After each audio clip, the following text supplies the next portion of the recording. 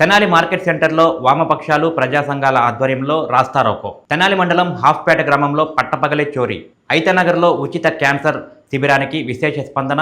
శిబిరాన్ని ప్రారంభించిన మహిళా కమిషన్ చైర్పర్సన్ రాయపాటి శైలజ. ఇటువంటి మరిన్ని వార్తా విశేషాలను ఈరోజు ఎస్టీవీ తెనాలి న్యూస్ బులెటిన్లో చూద్దాం.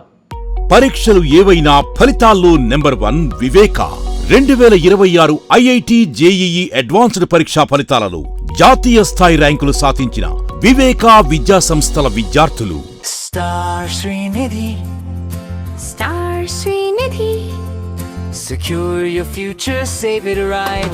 Star Srinidhi, your trusted support since 2020. Ceci Delicious Sweets and Bakery, Prakasam Road, Ganganamapeta, Tenali. Convention Function Hall AC, RTC Bus Stand Outgate Eduru, Tenali. Cell number 7288856666.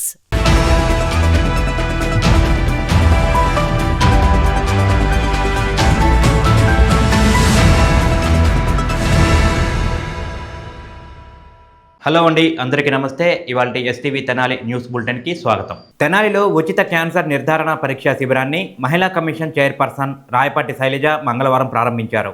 Nannapaneni Buchaiah Susheela జ్ఞాపకార్థం doctor Nannapaneni Anjaneyulu నేతృత్వంలో Basavatarakam Indo American cancer hospital సహకారంతో ఈ ఉచిత వైద్య శిబిరం ఏర్పాటు చేశారు. మహిళా కమిషన్ మాజీ చైర్పర్సన్ నన్నపనేని రాజకుమారితో కలిసి రాయపాటి శైలజ ఈ శిబిరాన్ని ప్రారంభించి నిర్వాహకులను అభినందించారు. Basavatarakam Indo American cancer hospital వైద్య బృందం doctor Soumya, doctor Sreeja, doctor Ravishankar, doctor Girish, Lakshman, Bindu పాల్గొని పర్యవేక్షించారు. డాక్టర్ రాయపాటి శైలజ మాట్లాడుతూ క్యాన్సర్ వ్యాధి మహమ్మారిలా మారి అనేక మంది ప్రజలు ఇబ్బందులకు గురవుతున్నారని అన్నారు. తెనాలిలో మొదటిసారిగా ఇక్కడ బసవతారకం క్యాన్సర్ హాస్పిటల్ వారు క్యాంపు పెట్టడం జరిగిందని చెప్పారు. ఇటువంటి వైద్య శిబిరాలను ప్రజలందరూ సద్వినియోగం చేసుకోవాలని కోరారు.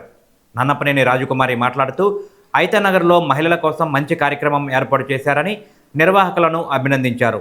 క్యాన్సర్ తెలిసి రాదని, చాలా ప్రమాదకరమైన వ్యాధి అని చెప్పారు. నిర్వాహకులు ఆంజనేయులు తదితరులు మాట్లాడుతూ వైద్య శిబిరానికి మంచి స్పందన లభిస్తోందని, ఐతనగర్ ప్రాంతంలో ఈ ప్రాంత ప్రజల ఉపయోగం కోసం ఇది ఏర్పాటు చేయడం జరిగిందని చెప్పారు. ఈ కార్యక్రమంలో మాజీ జడ్పీటీసీ శాఖమూరి నారాయణప్రసాద్, నరసింహారావు, ఈదర పూర్ణచందు, కాకుమాను రాంబాబు, ఎన్ఆర్ఐ సాంబశివరావు, కాకుమాను సత్యం తదితరులు పాల్గొని పర్యవేక్షించారు. ఆడికెళ్ళి ట్రీట్మెంట్ చేయించుకోవాలంటే చాలా పెద్ద వెయిటింగ్ లిస్ట్ ఉంటుంది యాక్చువల్లీ. అలాంటిది వాళ్ళు ఇక్కడ మన తెనాలి దగ్గరికి వచ్చి ఎంతో ఖరీదైన టెస్టులు, మ్యామోగ్రామ్ కానివ్వండి, డిజిటల్ ఎక్స్రే, అల్ట్రాసౌండ్, ఇలాంటి టెస్టులు ఫ్రీగా చేయటం అనేది మనం చాలా మంచి విషయం. అండ్ దాన్ని మనం ఏంటంటే ఉపయోగించుకోవాలి. చాలామంది నెగ్లెక్ట్ చేస్తూ ఉంటారు. ఎస్పెషల్లీ మహిళలు కూడా ఎంతసేపటికి ఇంట్లో వాళ్ళ ఆరోగ్యం గురించి ఆలోచిస్తారైతే వాళ్ళ ఆరోగ్యం గురించి అంత పట్టించుకోరు. కానీ ఈరోజు ఇక్కడ మనం చూస్తే ఎక్కువ మంది ఆల్రెడీ మహిళలు వచ్చారు. అది నిజంగా సంతోషించదగ్గ విషయం. ఎందుకంటే మహిళలు బాగుంటేనే కుటుంబం అంతా కూడా బాగుంటుంది. సో ముందు మనం ఆరోగ్యంగా ఉండి తర్వాత మన కుటుంబ సభ్యులందరినీ కూడా ఆరోగ్యంగా ఉంచుకోవాలి. సో ఇంత మంచి ప్రోగ్రామ్, ఎందుకంటే క్యాన్సర్ అంటే చాలామంది భయం అండి. రెగ్యులర్గా అన్ని టెస్టులు చేయించుకుంటాం తప్పితే క్యాన్సర్ స్క్రీనింగ్ అనేది చేయించుకోము. ఎందుకంటే అదో భయం, టెస్ట్కి వెళ్తే ఏమవుతుంది, ఏం బయటపడుతుంది అనే ఒక భయంతో చాలామంది కూడా టెస్టులు చేయించుకోరు.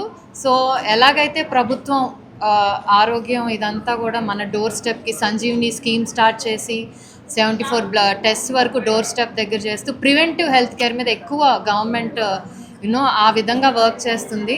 సో గవర్నమెంట్కి చేదోడు వాదోడు కూడా ఇలాంటి వాళ్ళు, ప్రైవేట్ వాళ్ళు కూడా ఇలాంటి క్యాంప్స్ ఆర్గనైజ్ చేయటం నిజంగా ఆనందించదగ్గ విషయం. ఇంకా ప్రోత్సహించాలి మనం ఎక్కువ మంది ఎందుకంటే వాళ్ళు ఎక్కువ మందికి వాళ్ళ ఇంటి దగ్గరికే ఇలాంటి సర్వీస్ రావటం అనేది చాలా అరుదండి. ఎన్టీ రామారావు గారు ఆ రోజుల్లో బసవతారకం గారు, ఎన్టీ రామారావు గారి సతీమణి అంటే బాలకృష్ణ గారి తల్లి, చంద్రబాబు గారు అత్తగారు, ఆమె క్యాన్సర్ తోటి మరణించడం వల్ల వారికి ఆలోచన వచ్చింది హైదరాబాద్లో ఇది ఏర్పాటు చేయాలని చెప్పి. అంతేకాకుండా అంతకుముందే నోరి దత్తాత్రేయ గారు, తులసి గారు మీకు అందరికీ పరిచయం ఉండదు. మీ పత్రికల వారికి ఒకసారి గుర్తు చేస్తాం. ఎందుకంటే డాక్టర్లు ఎంత ఇక్కడ ఉన్నారు, తెలిసిన వాళ్ళంతా మనవాళ్ళంతా ఉన్నారు. హైదరాబాద్ సత్యనారాయణ గారు కొన్ని తెలుసు అనుకుంటా. అక్కడ మరి ఆ రోజున తులసి గారి యొక్క ప్రోత్సాహం, కోడెల శివప్రసాద్ గారు చొరవ తీసుకోవడం, కోడెల శివప్రసాద్ గారి మూలంగానే ఎన్టీ రామారావు గారికి ఆలోచన రావడం, కోడెల శివప్రసాద్ గారిని దానికి అధిపతిగా చేయడం, అక్కడ నుంచి దత్తాత్రేయ గారు, తులసి గారు ఇటువంటి వాళ్ళే కాకుండా ఒక కమిటీగా ఏర్పడి చాలామందిని కమిటీగా వేసి ఆ కమిటీ ద్వారా కొంత ఫండ్స్ని వసూలు చేసి ఒక పెద్ద హాస్పిటల్ నిర్మాణం చేయడం జరిగింది.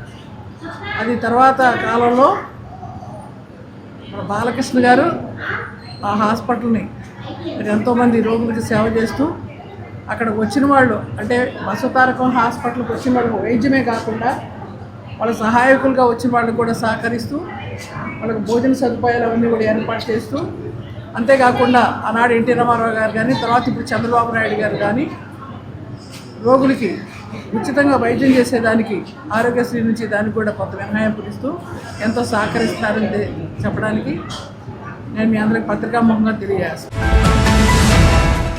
తెనాలి మున్సిపల్ మార్కెట్ సెంటర్లో వామపక్షాలు ప్రజా సంఘాల ఆధ్వర్యంలో మంగళవారం రాస్తా రోకో చేపట్టారు.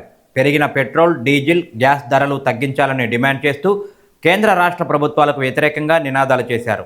ఈ సందర్భంగా సిపిఎం పట్టణ కార్యదర్శి కె బాబు ప్రసాద్ మాట్లాడుతూ పెట్రోల్ ఉత్పత్తుల ధరలు పెరగడం మన పాలకుల పుణ్యమేనని చెప్పారు. అమెరికా, ఇరాన్ మధ్య యుద్ధం మనకు సంబంధం లేకపోయినా ముడి చమురు కొరత, పెట్రోల్, డీజిల్, గ్యాస్ ధరలు విపరీతంగా పెరగడంతో అన్ని రకాల ప్రజలు ఇబ్బందులు పడుతున్నారని తెలిపారు. అమెరికా ఒత్తిళ్లకు తలగ్గకుండా చౌకగా ముడి చమురు అమ్మే దేశాల నుండి కొనుగోళ్లు చేయాలని, అన్ని రకాల పన్నులను తగ్గించాలని, మన దేశ సామర్థ్యం పెంచుకోవాలని, ప్రభుత్వ రంగ సంస్థ ఓఎన్జీసీ కెపాసిటీ పెంచాలని డిమాండ్ చేశారు. కేజీ బేసిన్లో మనకు రావాల్సిన వాటా గ్యాస్ రాబట్టాలని, ప్రభుత్వంపై ఒత్తిడి తెచ్చే విధంగా ఈ రాస్తారోకో చేపట్టామని అన్నారు. వెంటనే నిత్యావసర వస్తువుల ధరలను నియంత్రించాలని డిమాండ్ చేశారు. ఈ కార్యక్రమంలో ప్రజా సంఘాల నాయకులు కె బెనహర్ బాబు, కె కృష్ణ, బొల్లిముంత కృష్ణ, గోపి, షేక్ హుస్సేన్ వలీ, ఎస్ సుబ్రహ్మణ్యం, రాజశేఖర్, ఈశ్వరి, అహ్మద్ హుస్సేన్, మాగంటి యలమంద, ఉమామహేశ్వరరావు, శెట్టి యేసుబాబు, బాలకోటేశ్వరరావు, వెంకట సుబ్బయ్య, శ్రీనివాస్ తదితరులు పాల్గొన్నారు. ఇవాళకి ఇరాను, అమెరికా లేకపోతే ఇజ్రాయెల్ మధ్య యుద్ధం ప్రారంభమై 100 రోజులు. ఇజ్రాయెల్ రేపు ఇరాన్ మీద దాడి చేస్తుందనగా ముందు రోజు మన ప్రధాని గారు ఇరాన్ దేశానికి వెళ్ళి ఆ దేశ అధ్యక్షుడు నెతన్యాహు గారిని కౌగిలించుకుని మీరు మా దేశానికి గ్రాండ్ ఫాదరు అని చెప్పి ప్రకటించి వచ్చిన 24 గంటల్లో ఇజ్రాయెల్ ఇరాన్ మీద దాడి చేసింది. ఇరాన్ పరిస్థితి ఎట్లా ఉంటుందని చెప్పండి. ఆ తర్వాత మోడీ గారు సైలెంట్గా ఉండిపోయారు. ట్రంప్ గారు రంగంలోకి వచ్చారు. వారం రోజుల్లో యుద్ధానికి ముగింపు పలుకుతాం, ఇరాన్లో ఉండేటువంటి అణ్వాయుధాలన్నింటినీ కూడా ఖాళీ చేస్తాం అని చెప్పారు. కానీ 100 రోజులైంది. యుద్ధం సంగతి ఎట్లా ఉన్నా ఈ 100 రోజుల్లో కొన్నాళ్ల పాటు గ్యాస్ దొరక్క, డీజిల్ దొరక్క, పెట్రోల్ దొరక్క ప్రజలు ఇబ్బంది పడినటువంటి పరిస్థితి. అట్లనే పెట్రోలు, డీజిల్ యొక్క రేట్లు ఇప్పటికి 5 సార్లు పెంచారు, గ్యాస్ను 3 సార్లు పెంచారు. కమర్షియల్ గ్యాస్ ఏదైతే ఉందో 1900 ఉండేటువంటి కమర్షియల్ గ్యాస్ ఇవాళ 3400 చిల్లరకు పోయింది. అందుకని ఈ పెరిగినటువంటి ధరలు ఏవైతే ఉన్నాయో వాటిని కొనే సందర్భంగా ప్రజలు అధిక భారాన్నే కాకుండా వీటి వల్ల ఏర్పడేటువంటి నిత్య జీవిత అవసరాల సరుకులు ఏవైతే ఉన్నాయో వాటి అన్ని రేట్లు పెరిగిపోయినాయి. ఇవాళే all India consumer price index ప్రకటించే ద్రవ్యోల్బణం 8.7% పెరిగిందని చెప్పేసి సిమెంట్ దగ్గర నుంచి, స్టీల్ దగ్గర నుంచి, నిర్మాణానికి సంబంధించినటువంటి ఏవైతే ఉన్నాయో అవన్నీ రేట్లు కూడా పెరిగిపోయి మొత్తం ప్రజా జీవితం అంతా స్తంభించిపోయి దేశ ఆర్థిక పరిస్థితి కకలావికలం అయ్యేటువంటి పరిస్థితుల్లో వామపక్షాలు స్పందించినాయి. గత నెల 28న విజయవాడలో సమావేశం జరిపి ఈ పెరుగుతున్నటువంటి ధరలు ఏవైతే ఉండేవి అదుపులో పెట్టాలని చెప్పేసి అందుకోసం రాష్ట్ర వ్యాప్తంగా బహుముఖ కార్యక్రమాలు, పోరాటాలు చేసి ఈ రోజున రాస్తారోకో కార్యక్రమాన్ని నిర్వహించడం జరుగుతోంది. వామపక్షాలు ఏం డిమాండ్ చేస్తున్నాయంటే, ఒకటి, మీరు డీజిల్ మీద, గ్యాస్ మీద, పెట్రోల్ మీద వేస్తున్న పన్నులు ఏవైతే ఉన్నాయో సెంట్రల్ గవర్నమెంట్ పన్నులు కానీ, స్టేట్ గవర్నమెంట్ పన్నులు కానీ వాటిని కనుక ఉపసంహరించుకుంటే 65 రూపాయలకే పెట్రోల్ ఇవ్వచ్చు, 56 రూపాయలకే డీజిల్ ఇవ్వచ్చు. అట్లాగే ఒకప్పుడు గ్యాస్ 410 రూపాయలకే సిలిండర్ ఇచ్చారు, అట్లా ఇవ్వచ్చు, అవకాశం ఉంది, ఆ పని చేయండి అని చెప్పి చెప్తున్నారు. రెండోది ఏం చెప్తున్నారంటే, ఇప్పటిదాకా మీరు విదేశాల మీద ఆధారపడి ఈ దేశ ప్రజల యొక్క అవసరాల మీద దృష్టి పెట్టలేదు, చాలా పొరపాటు జరిగింది. ఇప్పటికైనా భారతదేశంలో ముడి చమురు యొక్క సామర్థ్యాన్ని పెంచడానికి ఆలోచన చేయండి. ఇంకొక అంశం, ప్రభుత్వ రంగ సంస్థ అయిన ఓఎన్జీసీ ఏదైతే ఉందో దాని సామర్థ్యాన్ని పూర్తిగా వాళ్ళు బావుల ద్వారా ఈ ముడి చమురుని బయటికి తీయడానికి అవకాశం కల్పించండి, పెట్టుబడులు ఇవ్వండి అని చెప్పేసి వామపక్షాలు డిమాండ్ చేస్తున్నాయి. మరో అంశం, ఈ రాష్ట్రంలోనే కేజీ బేస్ నుంచి ఉత్పత్తి అవుతున్న గ్యాస్ ఏదైతే ఉందో దాన్ని రిలయన్స్ కంపెనీ గుజరాత్కి, మహారాష్ట్రకి తీసుకుపోతా ఉంది. కానీ చట్టంలో 50% గ్యాస్ని ఇక్కడే ఇవ్వాలని చెప్పేసి ఉంది. అందుకని కేజీ బ్యాస్ నుంచి బయటకు వస్తున్నటువంటి గ్యాస్ ఆంధ్ర ప్రజానికానికి ఇవ్వాలని చెప్పేసి డిమాండ్ చేస్తూ ఇవాళ ఈ రాస్తారోకో కార్యక్రమాన్ని నిర్వహించడం జరిగింది. పెట్రోల్ డీజిల్ గ్యాస్ ధరలను తగ్గించాలి. పెట్రోల్ తగ్గించాలి. పెట్రోల్ డీజిల్ గ్యాస్ ధరలను తగ్గించాలి. పెట్రోల్ డీజిల్ గ్యాస్ ధరలను తగ్గించాలి. పెట్రోల్ డీజిల్ గ్యాస్ ధరలను తగ్గించాలి. పెట్రోల్ డీజిల్ గ్యాస్ ధరలను తగ్గించాలి. వామపక్షాల ఐక్యత తగ్గించాలి. వామపక్షాల ఐక్యత తగ్గించాలి. పెట్రోల్ డీజిల్ గ్యాస్ ధరలను తగ్గించాలి. వామపక్షాల ఐక్యత తగ్గించాలి. వామపక్షాల ఐక్యత తగ్గించాలి. పెట్రోల్ డీజిల్ గ్యాస్ ధరలను తగ్గించాలి. తగ్గించాలి. వామపక్షాల ఐక్యత తగ్గించాలి. పెట్రోల్ డీజిల్ గ్యాస్ ధరలను తగ్గించాలి. పెట్రోల్ డీజిల్ గ్యాస్ ధరలను తగ్గించాలి. పెట్రోల్ డీజిల్ గ్యాస్ ధరలను వామపక్షాల ఐక్యత తగ్గించాలి. వామపక్షాల ఐక్యత తగ్గించాలి. పెట్రోల్ డీజిల్ గ్యాస్ ధరలను తగ్గించాలి.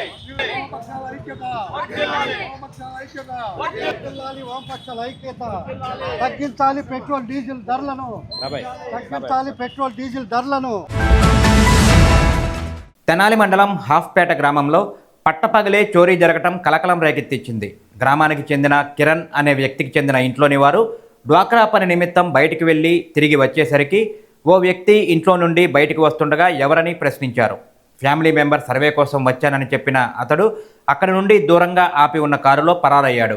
ఇంటి తాళం పగలగొట్టి ఉండగా అలమరాలోని 25,000 రూపాయల నగదు మాయమైనట్లు గుర్తించారు. దీంతో రూరల్ పోలీసులకు సమాచారం ఇవ్వగా వారు ఘటనా స్థలానికి చేరుకొని విచారిస్తున్నారు. ఇదిలా ఉంటే సోమవారం కట్టెవరం గ్రామంలో కూడా చోరీ ఘటన వెలుగు చూసింది. ఇంట్లోని వారు ఊరు వెళ్ళి వచ్చేసరికి 1,00,000 రూపాయల నగదు 150 గ్రాముల బంగారు ఆభరణాలు మాయమవడంతో వారు రూరల్ పోలీసులకు ఫిర్యాదు చేశారు. మేము 15 సంవత్సరాల నుంచి ఇక్కడ ఉంటున్నామండి. మా అమ్మ వాళ్ళ ఇల్లు ఆపేట, మా నందివేలుగా అయితే మాది ఆపేటలో 15 సంవత్సరాల నుంచి ఉంటున్నాం. అయితే మా ఆయన నేను మా అమ్మాయి ఉంటాము. ఇక 3 నెలల నుంచి మేము మా నందివేలుకి వెళ్ళిపోయాం. ఇంకా రోజు మిషన్ కుట్టుకోవడానికి వస్తాను నేను. ఇంకా 3 రోజుల నుంచి రాలేదు. ఈ రోజు వచ్చాను అనమాట. నేను వచ్చి డాక్రా ఫోటో దిగటానికి రమ్మంటే వచ్చాను. ఇంకా వెళ్ళి ఫోటో దిగి వచ్చేలోపు ఆయన ఇంట్లో నుంచి బయటకు వస్తున్నాడు. నేను తాళం వేసి వెళ్ళాను అనమాట. ఇక తాళం వేసి వెళ్తే నేను ఆశ్చర్యపోయా, అసలు ఇదేంటి ఇంట్లోంచి ఎవరు వస్తున్నాడు ఈయన, నేను తాళం వేసి వెళ్ళాను అంటే ఎవరండి ఎవరు మీరు ఎవరు మా ఇంట్లోంచి వస్తున్నారంటే నేను జనాభా లెక్కల కోసం వచ్చాను, గవర్నమెంట్ మనిషిని అని అన్నాడు. అసలు అయితే నేను తాళం వేసి వెళ్ళాను కదా, మా ఇంట్లోంచి ఎలా వస్తున్నాను నువ్వు అని చెప్పేసి నేను అక్కడ పెద్దగా అడుతుంటే ఇక పరుగో తీసుకుంటూ వెళ్ళిపోతాడు. ఆయన వెనకాల నేను ఇక పరుగో తీసుకుంటూ వెళ్ళిపోయి అందరిని కేకలు పెట్టే పట్టుకోండి అని. ఇంకా అందరు మా బాబాయ్ వాళ్ళ పిల్లలు వాళ్ళందరూ వచ్చేసరికి కారులో ఎక్కేసేసాడు. తాళం ఆన్ చేసేసి బియ్యమని ఇక సౌండ్ చేసరికి వాడు కారు తప్పేసుకుని వెళ్ళిపోయాడు. ఆయన కొంచెం నల్లగా బొద్దుగా ఉన్నాడు. డబ్బులు పోయినాయండి, కానీ బంగారం అది ఉంది అక్కడే. అది కూడా పోయిందేమని మేము చూసాము. డబ్బులు 25,000 పోయినాయి. 3 రోజుల నుంచే లేవండి, 2 రోజుల నుంచి లేవు. మొన్న మా అమ్మ వెళ్ళింది గుంటూరు. ఇంకా 2 రోజులు నేను దేవుడి దగ్గరికి వెళ్ళి మేము రాలేదు. ఇంక ఈ రోజు వచ్చాను అనమాట. వచ్చారండి, వచ్చి చూసి వెళ్ళారు. తర్వాత ఇంకా మీరు వచ్చారు.